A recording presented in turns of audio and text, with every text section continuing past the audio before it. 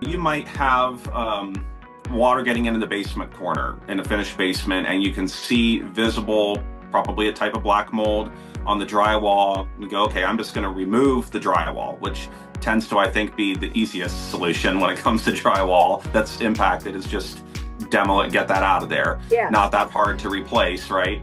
And the importance of using more moisture resistant drywall in Mhm. below grade spaces. But there could always be other mold colonies in different areas that are concealed. They're not readily apparent and visible.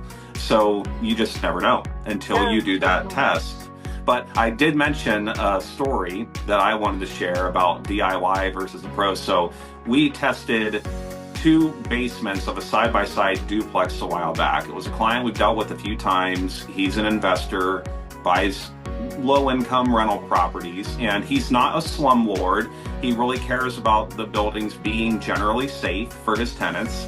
But he's buying this place, getting it for a good price, and the appraiser called out possible mold and required mold testing. So one side of the basement in this property came back normal, the other side tested elevated.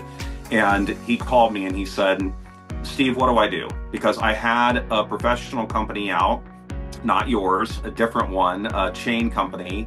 I won't mention the name, but he said they're quoting me, like 10 grand plus minimum, to do this. And that's just not worth it to me. I'm not going to invest in this property that I think he was paying cash, excuse me. And he said, what do I do? And I said, listen, I have to recommend that you use a professional, but if you wear good PPE, if you air out the space, if you clean all visible growth, because there was some, Mhm. and, wait a bit, let everything dry out, have us come back and test, we'll see how it goes. And he did just that.